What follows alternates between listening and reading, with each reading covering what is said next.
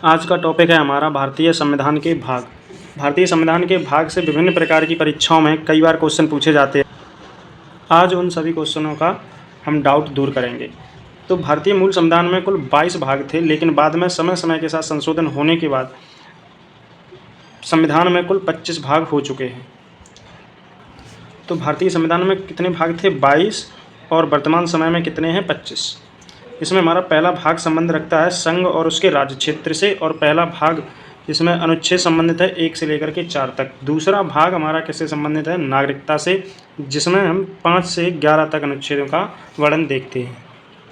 यहाँ पर हमारा भाग 2 पूछा जाता है। कई बार परीक्षाओं में पूछा जा चुका है कि भाग 2 किससे संबंधित है, तो नागरिकता से संबंधित है। या फिर क्वेश्चन ऐसे करके पूछा जाता है कि भाग 2 किस आर्टिकल से संबंध रखता है, तो 5 से 11 तक। पूछा जाता है कि भाग 3 किससे संबंधित है, तो मौलिक अधिकार से, और मौलिक अधिकार का वर्णन हमको 12 से 35 तक, आर्टिकल 12 से 35 तक देखने को मिलता है। अब थोड़ा सा हम देखेंगे कि मौलिक अधिकार जो हमारे वो अमेरिका के संविधान से लिए गए हैं, और अब वर्तमान में हमारे पास 7 मौलिक कर्तव्य हैं। 6 मौलिक कर्तव्य हैं। मूल संविधान में 7 मौलिक कर्तव्य थे, जिनमें से संपत्ति के अधिकार को 1978 के तहत 44वें संविधान संशोधन के द्वारा इसे हटा करके अनुच्छेद 300A या फिर 300 का में रखा गया, और जिसे लीगल राइट मतलब कानूनी अधिकार बोलते हैं, या फिर इसे विधिक अधिकार भी बोल सकते हैं। तो ये इम्पोर्टेंट है, इसको हम ध्यान रखेंगे। अब हमारा क्या है कि भाग 4 हमारा राज्य के नीति निर्देशक तत्व, जिसे DPSP भी बोला जाता है। DPSP की जो फुल फॉर्म होती है डायरेक्टिव प्रिंसिपल स्टेट पॉलिसी। इनका जो वर्णन है हमारे पास वो कितना है? 36 से 51 तक। अनुच्छेद 36 से 51 तक नीति निर्देशक तत्व मतलब DPSP देखने को मिलते हैं, और जिन्हें कहाँ से लिया गया? आयरलैंड के संविधान से लिया गया। भाग 4 में मौलिक कर्तव्यों का जिक्र किया गया है।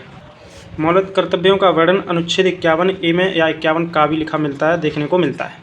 मौलिक कर्तव्यों को कहाँ से लिया गया? तो सबसे पहले बात तो ये रूस, रसिया या फिर SSR भी बोल सकते हैं। USSR भी लिखा मिलता है कभी कभी, तो ध्यान रखेंगे। और इन्हें स्वर्ण सिंह समिति की सिफारिश पर 1976 में 42वें संविधान संशोधन के तहत जोड़ा गया था। भारतीय संविधान में मूल कर्तव्य नहीं थे, लेकिन इन्हें 1976 में स्वर्ण सिंह समिति की अनुशंसा पर जोड़ा गया। मूल रूप से भारतीय संविधान में 10 मौलिक कर्तव्य जोड़े गए थे पहले, और लेकिन बाद में एक मौलिक कर्तव्य मतलब 11वां मौलिक कर्तव्य को और जोड़ा गया। इस 11वें मौलिक कर्तव्य को 86 अमेंडमेंट इन 2002 में मतलब 86वें संविधान संशोधन 2002 के द्वारा जोड़ा गया। और 11वां मौलिक कर्तव्य हमारा एजुकेशन से रिलेटेड है। भाग 5 संघ मतलब यूनियन से संबंधित है, और इस यूनियन में 5 अध्याय दिए गए हैं। 5 अध्याय हमारा कार्यपालिका, न्यायपालिका, संसद और राष्ट्रपति की विधायी शक्तियाँ, और CAG का वर्णन भाग 5 में मिलता है। और भाग 5 अनुच्छेद 52 से 151 तक संबंध रखता है। भाग 6 जो कि राज्य मतलब स्टेट से संबंध रखता है, और इसमें अनुच्छेद 152 से 237 तक वर्णन मिलता है। भाग 7 इसे निरस्त कर दिया गया है। भाग 8 संबंध रखता है संघ राज्य क्षेत्र से, जिसे हम UT भी बोल सकते हैं, केंद्र शासित प्रदेश, जिनका वर्णन 239 से लेकर के 242 तक देखने को मिलता है। और भाग 9 इम्पोर्टेंट है, जो कि पंचायतों से संबंध रखता है, और जिसमें हमें 243 से 243O तक वर्णन मिलता है अनुच्छेदों में। भाग 9 पंचायती राज व्यवस्था को 73वें संविधान संशोधन द्वारा 1952 में जोड़ा गया था। भाग 9A बोल सकते हैं, या फिर 9 का बोल सकते हैं, जिसमें नगर पालिकाएँ, और जिनका अनुच्छेद 243P से लेकर के 243Z तक दे रखा है। 74वें संविधान संशोधन अधिनियम 1993 द्वारा भाग 9A को जोड़ा गया था। ये भी बहुत इंपॉर्टेंट है, ये भी परीक्षाओं में कई बार पूछा जाता है, और ये भी 9 भी पूछा जाता है। 9 या 9B बोल सकते हैं हम। यह सहकारी समितियों से संबंध रखता है। 1997वां संविधान संशोधन अधिनियम 2011 द्वारा भारत में काम कर रही सहकारी समितियों के संबंध में जोड़ा गया था। भाग 10 देखेंगे, जो कि SC और ST मतलब शेड्यूल ट्राइब और शेड्यूल कास्ट से संबंधित है। अनुच्छेद 244 से 244A तक वर्णन मिलता है। ये इतने ज़्यादा इंपॉर्टेंट नहीं है, लेकिन एक बार नज़र मार लेंगे हम। भाग 11 संघ और राज्यों के बीच संबंध। भाग 12 वित्त, संपत्ति, संविदाएँ और बाद से संबंधित हैं। भाग 13 भारत के राज्य क्षेत्र के भीतर व्यापार, वाणिज्य और समागम से संबंध रखता है। भाग 14 इससे संबंध रखता है संघ राज्यों के अधीन सेवाएं। UPSC भी इसी के अंतर्गत आती है। ध्यान रखेंगे। अनुच्छेद 14A जो कि अधिकरण से संबंध रखता है और इम्पोर्टेंट है हमारा भाग 5। यहाँ पर भाग 14A किससे संबंध रखता है? अधिकरण से।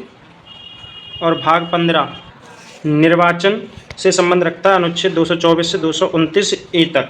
भाग 16 कुछ वर्गों के लिए विशेष उपबंध का संबंध करता है। और भाग 17 जो कि मोस्ट इंपोर्टेंट है, जो कि राजभाषा से संबंधित है, अनुच्छेद 343 से अनुच्छेद 351 तक राजभाषा का वर्णन मिलेगा। इससे संबंधित कुछ पॉइंट देखेंगे। संघ की राजभाषा हिंदी और उसकी लिपि जो है वो देवनागरी होगी। ये अनुच्छेद 343 से 51 के बीच में देखने को मिलेगा हमको। और राज्य की राजभाषा और राजभाषाएं, उच्चतम न्यायालय और राज्य उच्च न्यायालयों में और अधिनियमों विधेयक, ये संबंध भी हमको अनुच्छेद 343 से 351 तक मिलेंगे। यहाँ से भाग 18 भी आपात उपबंध से संबंध रखता है, अनुच्छेद 352 से लेकर के 360 तक। ये मोस्ट इम्पोर्टेंट भाग है। यहाँ पर देखेंगे राष्ट्रीय आपातकाल अनुच्छेद 352 के तहत और राष्ट्रपति शासन या राज्य आपातकाल अनुच्छेद 356 के तहत। वित्तीय आपातकाल 360, यहाँ पर 4 वर्ष का गैप है हमारे। भाग 19 प्रकीर्ण से संबंध रखता है, ये इतना ज़्यादा इंपॉर्टेंट नहीं है। भाग 20 बहुत इंपॉर्टेंट है। और भाग 20 संबंध रखता है संविधान संशोधन से। संविधान संशोधन का जिक्र किसमें किया गया है? अनुच्छेद 368 में, और जिसकी प्रक्रिया दक्षिण अफ्रीका से ली गई है। भाग 21 और भाग 22 आप देख लेंगे, ये इतने ज़्यादा इंपॉर्टेंट नहीं है।